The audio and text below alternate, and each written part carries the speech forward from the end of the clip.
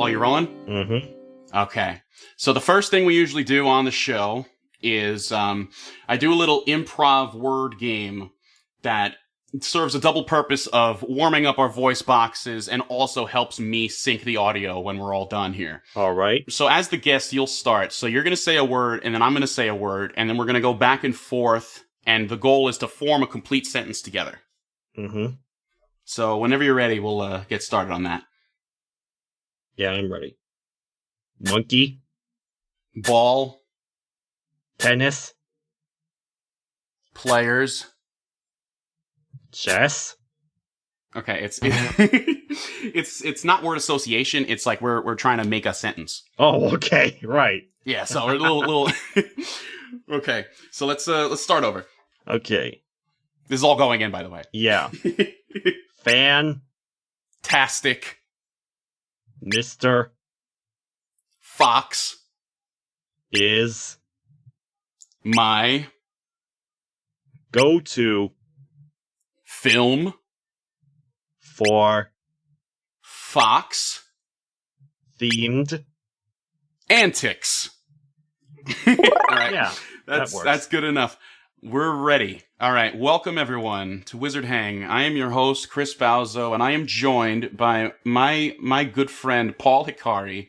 Why don't you introduce yourself and plug what you need to plug and tell us a little bit about yourself? I've not done my research. Well, as you may know, I am Paul Hikari.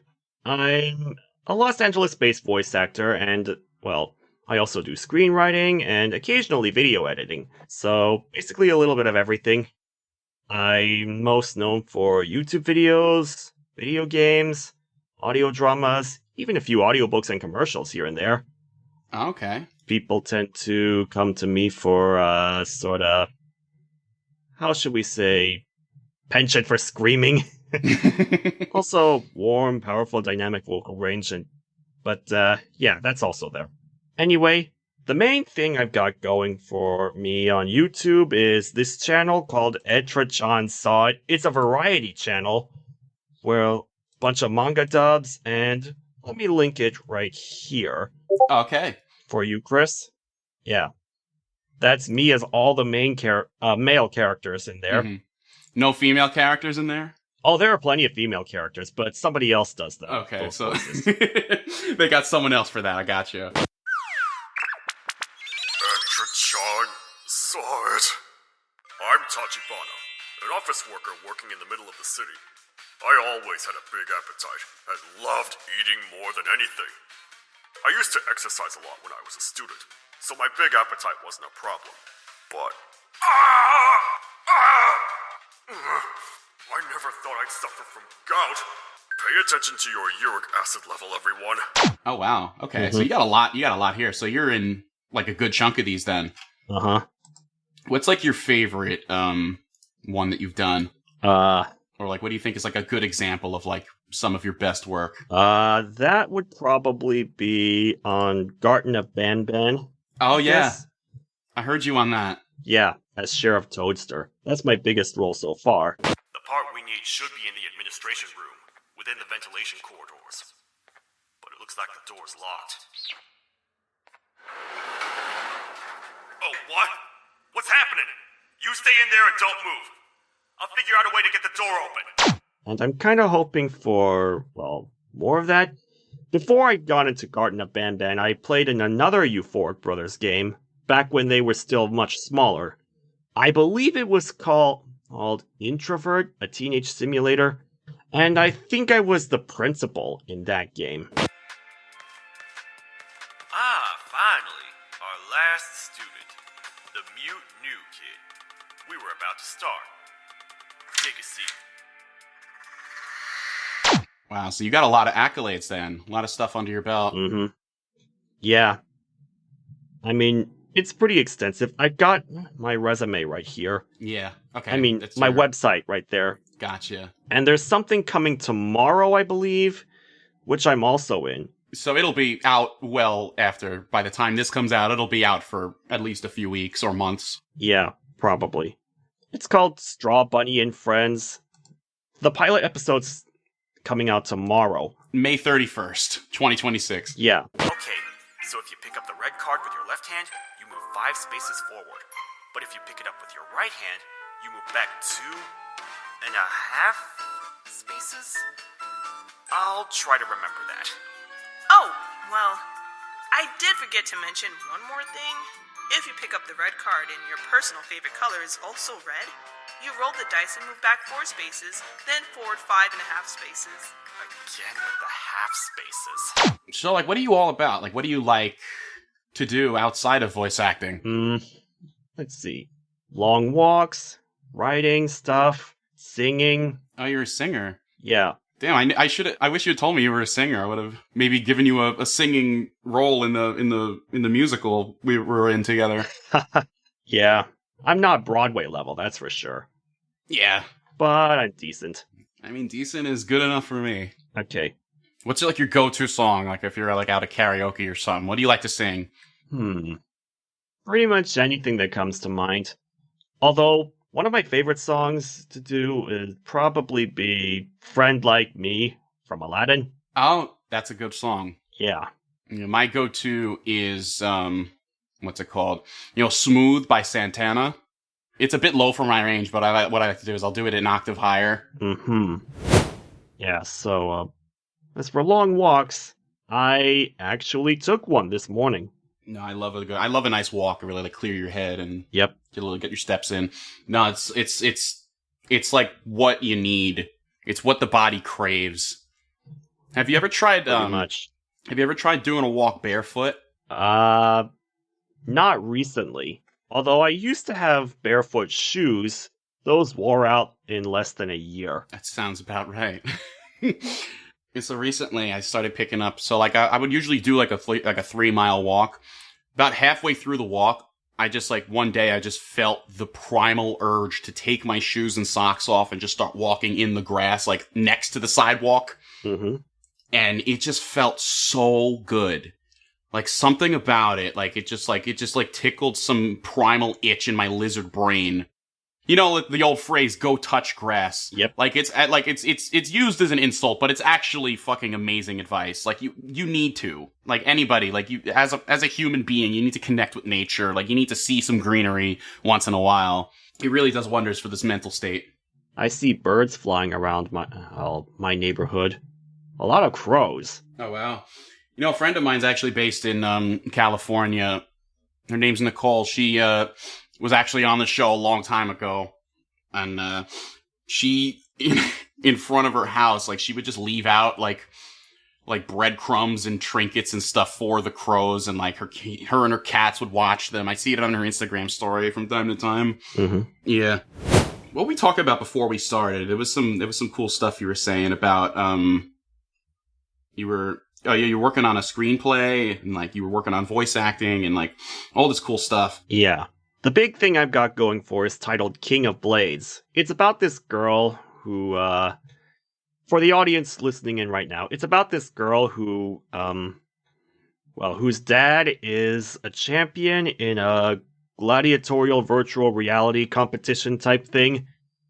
But on his way home one night, he gets paralyzed in a train crash, and the girl, she blames herself for what happened to him.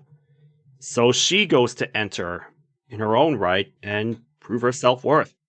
But along the way, she goes to pretty extreme lengths, risking her relationships, friends, family.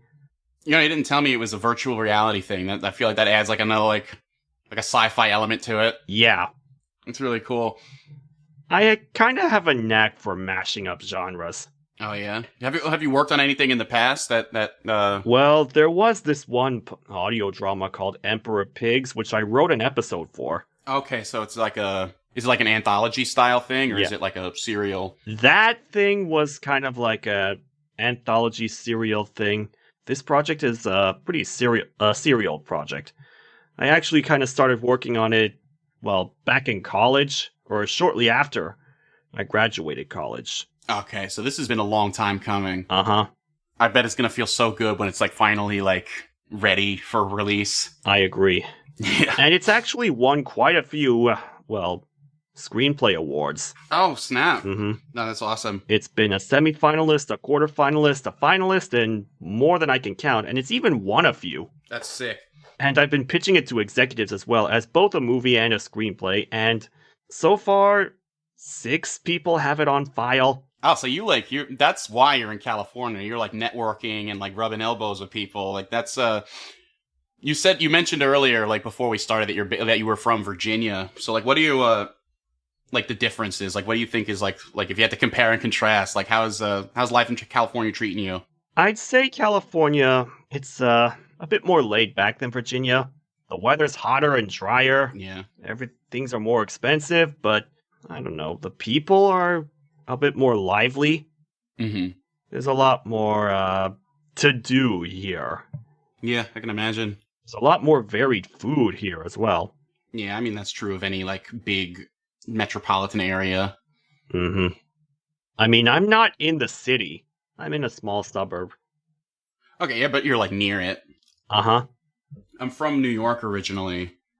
New York City. I was from the Bronx originally, and I kind of had something similar. Like I was in a Bronx suburb essentially, but Manhattan's like right there. Yeah. You just got to go over a bridge or two and spend an hour looking for parking. I didn't actually visit the city all that much. I don't really like big cityscapes and all that. Like it's not really my speed. Like growing up, like like the Bronx was always like that was a much smaller, like kind of more low key kind of environment. But there was stuff around for sure, Mm-hmm. like Morris Park. That was my stomping ground. Lots of good food there. I visited New York for like once. Mm-hmm. It was to participate in a screenplay competition. I finally got to see the Empire State Building, or tour it. Oh, you went inside? I'd always wanted to visit that thing since I was a kid. I've never actually been. Like, I think I've been on the outside of it. Maybe we walked past it at some point when I was a kid. I don't think I've ever actually been inside. So you're Mm-hmm. more familiar with New York than I am at this point. Yeah, I guess. So I was actually, I've been living in Florida for the past like 10 years, but I was up in Montclair, New Jersey for New Jersey Web Fest a couple of months ago. That was amazing. I was there with Chrissy, my the voice of Umbrella in the show, and she and I we drove from Montclair to Manhattan, and we recorded ourselves while we did it. Like, and it was a nice little trick. Because it was for St. Jude, which anytime that something is for St. Jude, I'm there. Like, what they do for these kids is amazing. We just got out of the tunnel, by the way. So if you were holding your breath at home, You can breathe now. Yeah, you can breathe. Or get CPR, one or the other. I think I took the wrong. It'll figure us out. Rerouting. You in that voice. Went to Central Park and walked around. Went to like a little bar. I ended up getting a parking ticket for some reason. For some shit ass reason, it did not occur to me that I would need to pay for parking. Like, there was meters all around. I just ended up parking, and then we just went inside. Like, did not think about it at all. We were in there for maybe 20 minutes, came back out. $60 parking ticket right on the hood of the car. Yeesh. Yeah. And then plus, like, the toll to get into the city, it was like $20-something just to get into the city. They really nickel and dime you over there. I think it's a nice place to visit. I don't think I could ever live there personally, but it's really cool. Like, you gotta experience different things, or else everything just blends together. I agree. And a couple of years ago, my family went to the Grand Canyon to, Oh, cool. I don't think I could live out in the countryside either. Yeah. Everything's too sparse and quiet. Yeah, you need like a good middle ground. You need like a mix of both. Like, you need some nature and stuff around, but you need people. I agree. That's the ideal situation. What do you like most about voice acting? I've always, like, when I was growing up, watching cartoons and stuff, like Cartoon Network, Nickelodeon, Disney Channel, all those stations, it was always just, like, there's these iconic characters, and, like, you can tell who they are just by their silhouette. That's kind of the whole deal. And then, like, but the voice is the iconic part. Like, you can hear, like, Tom Kenny screaming, and you just know, like, oh, that's SpongeBob. That's whatever. So I guess my favorite part is just like doing a funny voice and just having people laugh and like, oh, I made somebody laugh with my witty banter and my other stuff. Where I've arrived at this point, I've been doing Wizard Scroll for like over 6 years at this point. I like writing and like directing. I like every part of it, obviously, but I feel like the writing and the show running is the most fulfilling part for me. The voice acting is just a bonus. I just kind of got that because I wouldn't say I'm amazing at directing. So like the best way I can convey what I want is to just do it myself. Mm-hmm. Anyway, as for me, it's kind of been a lifelong habit. Mm-hmm. I grew up watching all those stuffs too. And, well, but not just that. I kind of just had this habit of acting stuff out, anything really that I saw and heard. Oh, yeah. My mom tried to get me to break that habit for years with little success. Mm-hmm. Eventually, though, after one big mishap after another, I just kind of discovered, hey, wait a minute. Maybe I could use this habit for good use. Like other people like make money doing this. Maybe I can too. Yeah, like I saw people doing it on YouTube, and I figured if I can't break this habit, I can channel it to good use. Somewhere along the line, I realized I enjoyed the work. Yeah. And you definitely, you have some vocal chops for sure. Like you got such a range. I was honestly impressed. You know, like when you started talking today, I was almost half expecting you to just come in with the Argonaut voice. I just thought that's how you sounded. Yeah. Oh shit. Yeah. A few people have asked me to kind of demonstrate what kind of voices I can do. But yeah. Yeah. What other voices can you whip out for us? You mean like this? Oh wow, that was a really good voice. Or maybe this? That was a fucking brilliant voice, my friend. Yeah. Thanks. That's kind of something I've always had and developed. Yeah. Just like watching stuff and just like you're just repeating your favorite lines from stuff like over and over, like out loud in inappropriate times. Mm-hmm. That was the big thing for. I just remember there was this one time I was in the car with my mom. Like I was in the back seat. I was like maybe like 10 or 11 years old, and I'm just like reciting like an entire episode of SpongeBob from memory, and my mom just got so fucking annoyed. Yeah. I can't even count the number of times I've watched Monty Python and the Holy Grail. Oh. I've heard good things about that one. I don't think I've actually seen it. I think it's available for free on YouTube right now. Oh shit. Don't know for how much longer. I'm gonna have to check that out. Yeah. Because I know the main beats, like that's when the knights are like standing there with the coconuts and like pretending they're on a horse and stuff, right?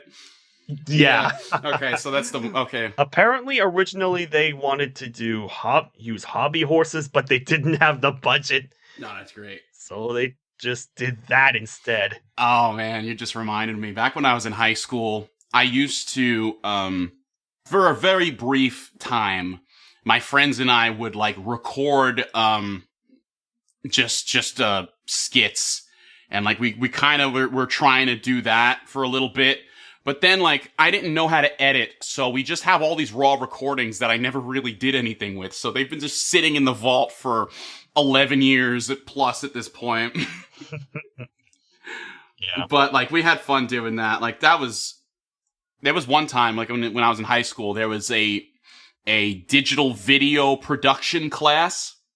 That's where I got my start. I recorded a short film called Slendy Tubby Nightmare Fuel, where I found a fucking Teletubby doll in my attic one night.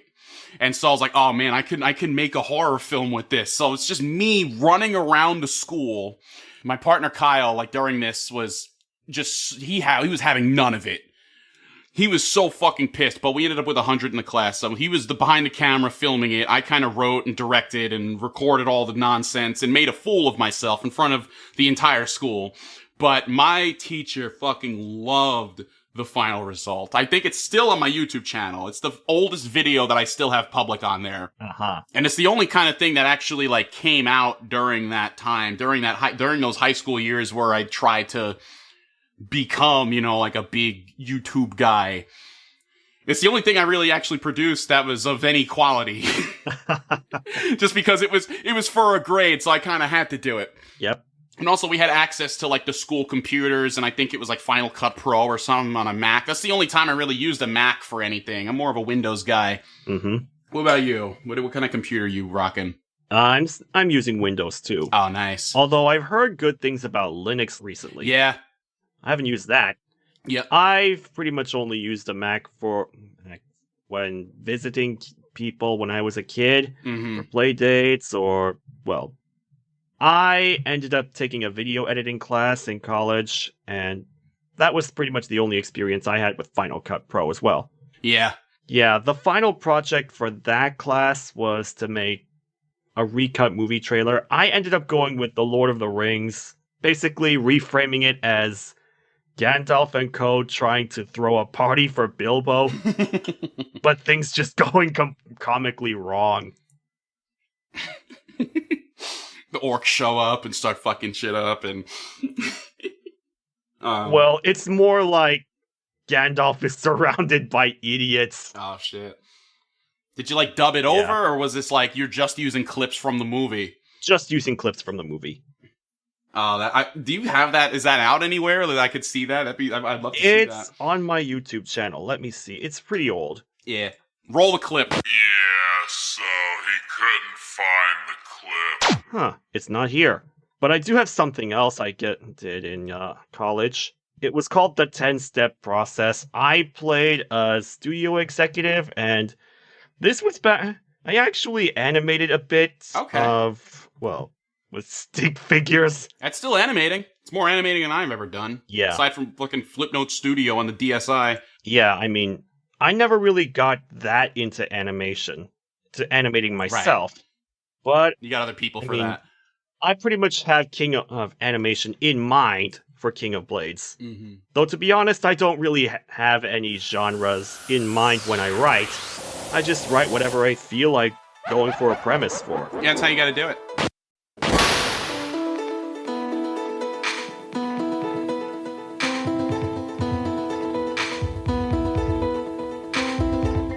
Anyway, you mentioned Linux earlier. I just wanted to touch on that a little bit. I just gotta shout out my friend Malinite, who has been the most patient soul I have ever had the pleasure of meeting. Fucking tech wizard has he basically walked me through the entire, because like Windows has been, everybody's been dunking on Microsoft, calling them micro slop, and like all the Copilot features in quotes getting shoved down our throats that we don't want. Yep. And I was kind of having enough of it, so I was like, you know what, I need to switch to Linux. That's what I need to do. Mm-hmm. I have Linux on my computer. I was able to get it up and running and stuff. I think it was, what was the name of it? You know what? It's been so long since I actually used it that I don't even remember the operating system I'm running on the thing. But anyway, it was just, like I have the podcast, I have all my files, I have certain plugins that I kind of need, and Linux was just like, no, you can't use your plugins. So I was like, you know what? I'm gonna have to stick with Windows then. I see. So I gotta shout out. There's a couple of resources I use to kind of de-bloat Windows and make it my own computer. I switched to a local account, so it's not tied to a Microsoft account. I got rid of my OneDrive recently. I got rid of my Google Drive. I'm kind of all self-hosted, and I'm using Proton Drive, and I'm kind of getting rid of the big tech, the evil companies, and I'm switching over to companies that are more privacy focused, and it's done a wonder for my conscience. I see. Where is it? Hold on. Yeah, I noticed you use Proton Mail as well. Yes, Proton is beautiful. Like, they let you, not to sponsor them or anything, but they let you spoof, make alias emails. So, like, if you have to sign up for, like, an account for, like, Dick's Sporting Goods or whatever, you can make a fake email, and then once you're done using it, you can just turn it off and you don't get any spam emails anymore. That stuff's cool. Yeah.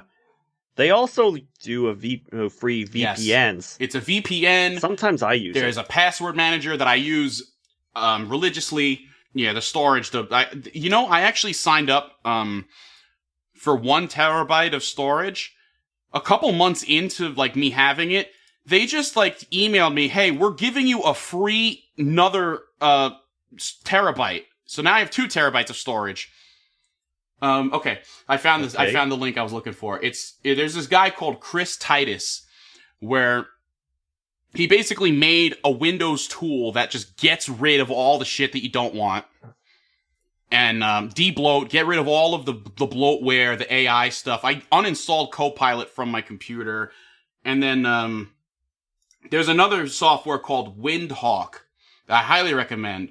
I have a Windows 7 style taskbar on the bottom. It looks really cool.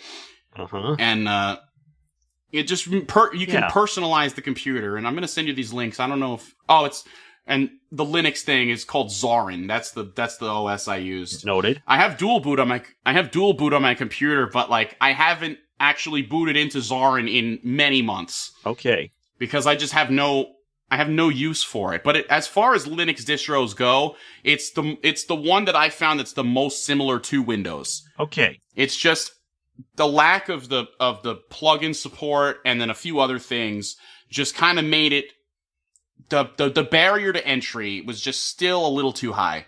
I love like all of the cool stuff that they're doing. I respect anybody who's able to make it work. I know my friend Ace, voice of Bully character, has fully switched to Zorin, and it's working for them pretty well. But, and if it wasn't for the podcast, I probably would have done it too. But I kind of need it. You know, you need a system that works. I can't spend an entire weekend bashing my head against my desk trying to get this thing that works in Windows already to work in Linux. I agree. And what I ended up also doing is I have a second computer now that is just for file storage. I see. I have 2 terabytes of storage. So I have it on Proton, and I have this extra computer that's just for network storage. And I have a little external hard drive. So I got 3 instances of it everywhere. Anyway. Uh-huh. Been doing tech talk for a little bit. But switch gears. What else? Yeah. Is there anything we haven't talked about yet that maybe you wanted to bring up? Any exciting stuff that you've got going on? Here's one funny story I've got. When I was a kid, we had just seen an opera performance of Sleepy Hollow, and I got the brilliant idea of walking around the playground with a heavy jacket draped over my head, trying to mimic the Headless Horseman. Okay. And at some point, I fell off the playground and just like... Oh my. Yeah. When I took off the coat, there was this big crowd of kids standing around in a circle above me, and I think I heard one kid ask, "Is he dead?" I got something similar to that. When I was a kid, it wasn't me who made the fool of myself, but it was someone else. Have you ever heard of New Rock City? No. Okay, yeah, you're in Virginia. I don't think you would have. But it's this spot in New Rochelle that's like, you know, like a kid's like birthday zone or whatever. Like they were like, "Oh, we have the world's best birthday party," or some shit like that. That was their slogan. And I mean, they did have really good, it was like an arcade style thing. Like imagine like a Dave and Buster's or something similar to that. Mm-hmm. Like an arcade. They got like the play place and like passable food. Like Chuck E. Cheese. Yeah, like a Chuck E. Cheese, but without all the creepy animatronic stuff. But they had like a stage, and like they would do like performers and stuff, and like I think it was like maybe the end of the party or like close to the end of the party. All the kids went up on the stage, and we were taking turns jumping off. Mm-hmm. And I think you could probably tell where this is going. Yeah. We were taking turns jumping off the stage and like running around and like doing like a cool twirl or whatever. And then one kid had the bright idea. He had 2 other kids grab one arm each, and they like slingshotted him off the stage. So he's going extra fast. And all I remember is just he fucking hit the ground belly first and like was just out cold. Oof. It was like a Family Guy like falling over in one frame type of thing. That's what it looked like that's what it looks like in my head when I think about it. He just fucking fell over and like we thought he was dead. Yeah. I just remember him hitting the ground and the entire place went silent, and that's all I really remember. Like, it just cuts to, and then, like, it's a different memory starts. Guess we all kind of have those moments, don't we? Yeah, just stuff that you remember, like, maybe... And, like, the thing about stuff like that is, like, everyone else is gonna remember it differently. So I don't even know if what I've just said is even accurate to what happened, but it's my truth. Yeah. And this is my show, so it's canon to me. Mm-hmm. So what kind of music do you like to listen to? Just kind of... I have a pretty wide range of music that I tend to listen to. Yeah, same here. Although, growing up, my mom must have believed in the Mozart effect myth. Because I listened to a lot of classical music growing up, and that's generally what I listen to whenever I drive around. Mm-hmm. I also tend to listen to J-pop, video game instrumentals, Yeah. metal music, I fucking love the Undertale soundtrack. rap there, nightcore. I don't know. I don't really pay much attention to the genre. I just kind of like it when, If it's good, you'll listen to it. I'm the same way. in my taste, I guess, the common denominator is kind of when I feel like the instruments are singing. Yeah. I've been really into... There's this musician called Windows 96. And they do, like, vaporwave stuff. Mm-hmm. Yeah, no, I'm looking through my, like, my saved albums on my, like, my YouTube music library. Uh-huh. It's a wide range. I got, a guy who does, like, Frank Sinatra covers. I got, I just have an album called Stoner Rock by a band called Bong. Wow. Castle Rat is fucking amazing. You ever heard of them? No. Oh, they're amazing. It's like a their whole gimmick is like they go on stage and like act out like these fantasy fucking. Their lead singer is like spitting blood and like gets into a sword fight with one of the other band members and like just dies, and then like another band member comes and pours shit in her mouth and she comes back to life. Wow. All while the instrumentals are still going. They actually were at KEXP. You ever hear of that? I don't think so, no. They do like live, like they bring bands on to do live stuff. It's like a radio station. And they were on there recently. Castle Rat was on there recently, and I think it's a really good introduction to what they do. Like their live performances are fucking amazing.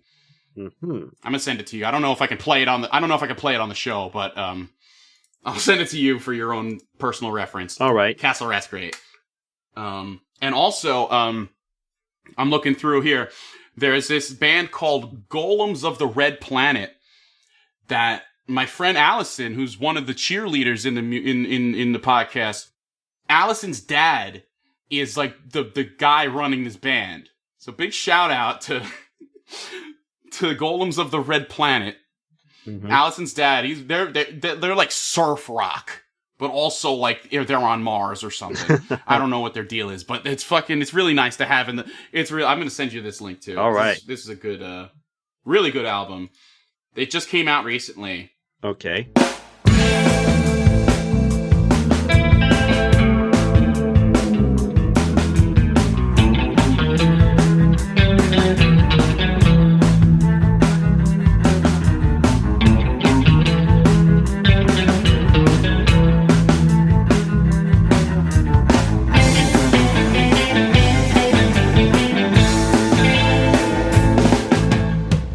I don't know how active you are in my server, but I think Allison was talking about this on one of the channels at some point a couple months ago. All right. What was your experience? Because I know like you found me through a casting call, so like let's hear your side of the story. I just happened to find a casting call. I think I'm not sure if it was on Casting Call Club or Blue Sky. Don't remember which it was, but I remember auditioning for a bunch of different roles. Yeah. Then you called me to do the current voice of Organoth, which I used for another character I auditioned. Yeah. That's right. You auditioned for a bunch of guys. I think you auditioned for Organoth, Randall, the NPC character. No need to fear, my child. It's much simpler than that. I'm a fucking talking book. Double Forbidden Necromancy for Demented Fucks, Volume 2, at your service. But you can call me Double Fucker for short. I am Orchimedes, inventor of such iconic tools as the abacus, the magic wand, and the isosceles triangle. I'm delighted to be out of that shitty cave and around people again. I do believe we shall all become the best of friends. I'm free! Hey, I used to be an adventurer like you. Until it took an arrow to the knee. Now's my chance to show the cool kids why they call me Organoth the Awful! Oh, hey, Hazzy. They got you working the tutoring center this year? Damn, you should have worked whiz-a with me and Darlene last spring. And I was like, hey, I really like the voice you did for Randall, but do it for Organoth. And then, like, the same day, you came back, turned it around, and it was exactly what I was looking for, and you got the part instantly. Yeah. Like, I didn't even have to listen to anybody else's auditions. Like, I just knew you were it. Thank you. And I think you did get in as the NPC as well. One of your lines made it into the final cut. Mm-hmm. This party's awesome! I can't wait to get sloshed! I think everybody who auditioned for the NPC got at least one line into the actual show. Yeah. What was it? That casting call was like over a year ago, huh? I guess so. It's been a long-ass time. I have personally never sat on a project this long before. Like, even season 1 of my show, back when I didn't have a show yet, writing for over a year, and then editing over the course of 4 months. That was 16 months. I think I'm over that hump. I'm over that amount of time now, just for these 6 episodes that I've been working on. It's just, there's a lot of waiting around. I feel like it's a big difference. And I just can't wait for this to be out. You listened to the first episode already. Yeah. So what was your thoughts on that? I liked what you did with the thing. It was funny. I feel like we're at the end of the Dora episode. What was your favorite part of the podcast? Right. I like the part where Organoth fucking explodes and turns to ash. Yeah, and spends the rest of the then show... wait, I'm not allowed to say that, am I? Spoilers? No, we're fine. Okay, yeah. Minor spoiler. Right. Just fucking explodes and just is ash for the rest of it and still talks. Now's my chance to show the cool kids why they call me Organoth the Awful. Wow! The shoelaces on my explodium brand light-up sneakers are untied! Organoth, you're out! No getting reduced to naught but ashes in my dojo! Yeah, I mean, who brings shoes made of explodium anyways? Or for that matter, who makes them? Yeah. And It's why? a very popular brand, I hear, yeah. Yeah, but hey. But if you be careful, if your shoes are untied. Don't question that, right? I mean, this is a magical school, and that's what you question, right? Exactly. There's fucking ghosts in the quad and shit. I think we can wrap up now. Okay. Do you have any final words or anything that you wanted to say that maybe we didn't get to yet that you wanted to say before we end off? I guess just keep persevering and something will come up. I mean, you're in the right spot. You got the talent for sure. You have all these other things you're working on. I mean, you're a really talented guy. I'm rooting for you. Thanks. Rooting for you as well. That is good words to live by. Keep on wizarding, everybody.